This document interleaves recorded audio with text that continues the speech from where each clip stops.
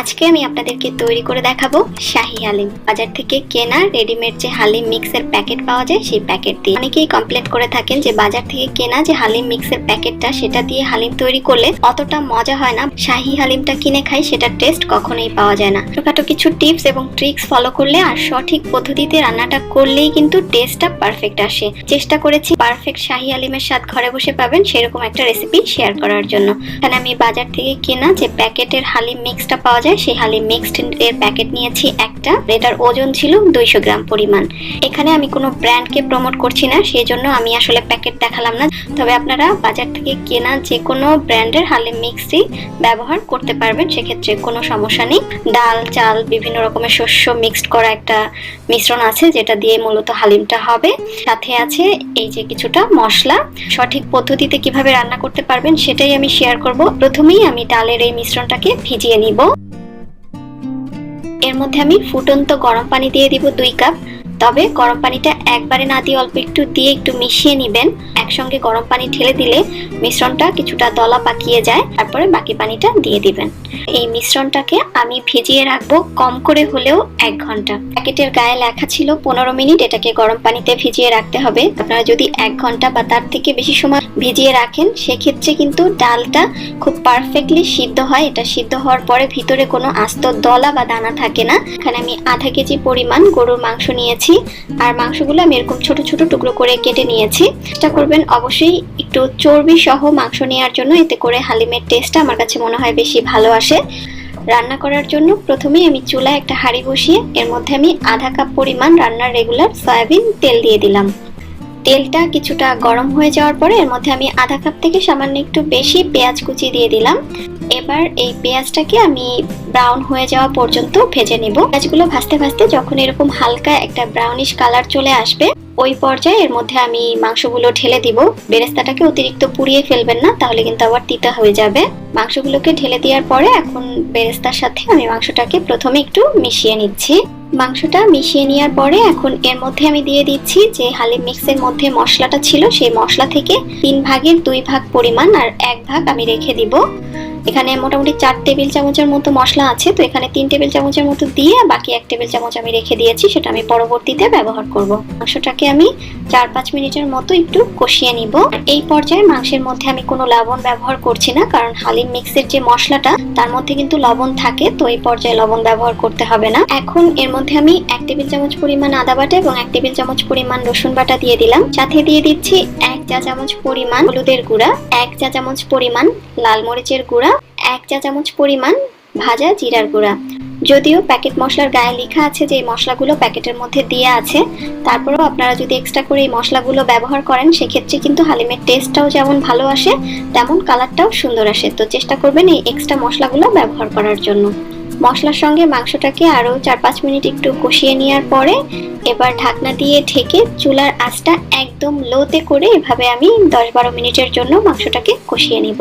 10-12 minute পরে আমি ঢাকনাটা খুলে নিয়েছি এবং দেখতেই পাচ্ছেন মাংসটার থেকে তেলটা ছেড়ে দিয়েছে এবং মশলাটাও সুন্দর মতো কষিয়ে নেওয়া হয়ে গিয়েছে। এর মধ্যে আমি দিয়ে দিচ্ছি মেজারমেন্ট কাপের 1 কাপ পরিমাণ গরম পানি, আর এই পানিটা আমি মাংস সিদ্ধের জন্য ব্যবহার করছি। মাংসটা যেহেতু পরবর্তীতে ডালের সঙ্গেও অনেকটা লম্বা সময় ধরে রান্না হবে, তাই সিদ্ধ হওয়ার জন্য অতিরিক্ত পানি একদমই দেওয়ার দরকার নেই। ঢাকনা দিয়ে ঢেকে আমি আধা ঘন্টার মতো একদম লো হিটে মাংসটাকে সিদ্ধ হওয়ার জন্য রান্না করে নিব। আধা ঘন্টা পরে আমি ঢাকনাটা খুলে নিচ্ছি, আর মাংসটা অলমোস্ট সিদ্ধ হয়ে এসেছে। মাংসটা 100% সিদ্ধ হয় নাই, 70 থেকে 80% মতো সিদ্ধ হয়েছে।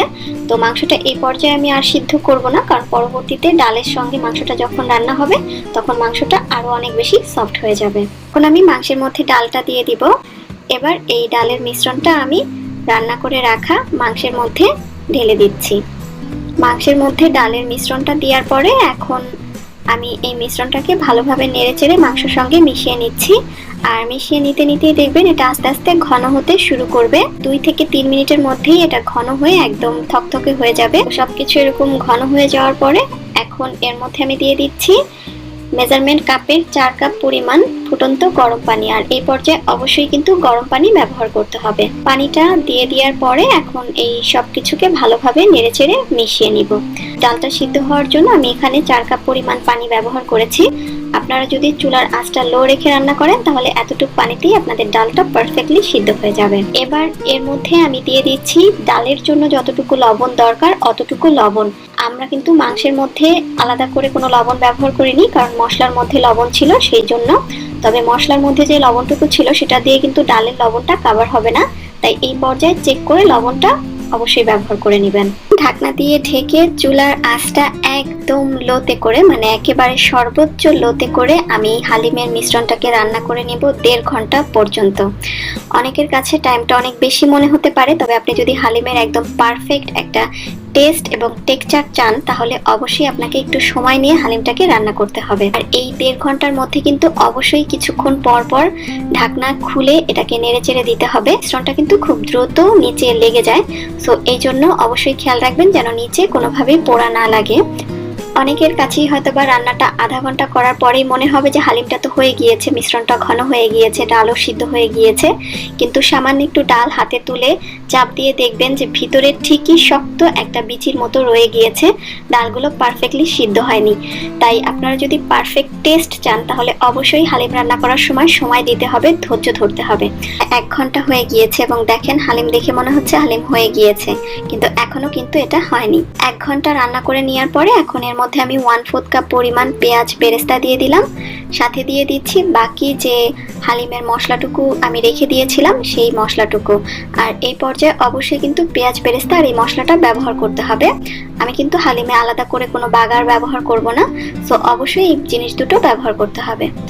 এবার পেঁয়াজ বেরেস্তা এবং মশলাটাকে ভালোভাবে মিশিয়ে নিচ্ছি, এবং এই পেঁয়াজ বেরেস্তা কিন্তু হালিমের মধ্যে মিশিয়ে একটা সুন্দর ফ্লেভার ক্রিয়েট করবে। ভাবে মিশিয়ে নেওয়ার পরে ঢাকনা দিয়ে ঢেকে ওই একই লো আছে আমি আরো 30 মিনিটের মতো রান্না করব। আরো 30 মিনিট পরে আমি এখন ঢাকনাটা খুলে নিচ্ছি এবং সব মিলিয়ে মোট 1.5 ঘন্টা পরে এই হচ্ছে আমার হালিমের অবস্থা। হালিমটা যখন একদম পারফেক্টলি হয়ে যাবে তখন দেখবেন একা একাই হালিমের উপরে এরকম তেলটা উঠে আসবে, আর এটা হবে যখন আপনার ডালটা একদম প্রপার সিদ্ধ হয়ে যাবে তখনই। আমরা বাজার থেকে কেনা যে ধরনের হালিমগুলো খেয়ে থাকি সেই সব হালিমালা মামাদের হাঁড়িতে দেখবেন উপরে কিন্তু অনেক তেল জমা থাকে, তার কারণ ওরা কিন্তু অনেকটা সময় নিয়ে এই হালিমটাকে রান্না করে, এবং হালিমটা প্রপারলি সিদ্ধ হওয়ার পরে এটার টেক্সচারটাই অন্যরকম হয়ে যাবে। তো আমার হালিমটা এখন একদম হয়ে গিয়েছে, কারণ এটা খাওয়ার মতো ঠান্ডা হলে আরো কিছুটা ঘন হয়ে যাবে। এবার আমি চুলা থেকে নামিয়ে নিচ্ছি, গরম গরম পরিবেশন করে নিচ্ছি। এই হালিমটা রান্না করতে সময়টা যদিও একটু বেশি লাগে, বাট আপনারা যদি হুবহু রেসিপিটা ফলো করে হালিম তৈরি করেন তাহলে পার্থক্যটা নিজেরাই বুঝতে পারবেন, নিজেরাই বুঝবেন যে এটার টেস্টটা কেমন। পরিবেশনের আগে উপর দিয়ে সামান্য কিছুটা আদা কুচি, সাথে কিছুটা পেঁয়াজ বেরেস্তা আমি ছিটিয়ে দিচ্ছি, এবং কাঁচামরিচ কুচি, ধনিয়া পাতা কুচি, শসা, লেবু এগুলো আপনারা আপনাদের পছন্দ মতো নিয়ে হালিমটাকে পরিবেশন করবেন। এতে করে হালিমের টেস্ট আরো বেশি বেড়ে যায়। আশা করছি আপনাদের কাছে আমার আজকের এই রেসিপিটা ভালো লেগেছে। ভালো লাগলে ভিডিওটাতে একটা লাইক দিবেন এবং চ্যানেলটি সাবস্ক্রাইব করে পাশেই থাকবেন। আজকে আমি আপনাদেরকে তৈরি করে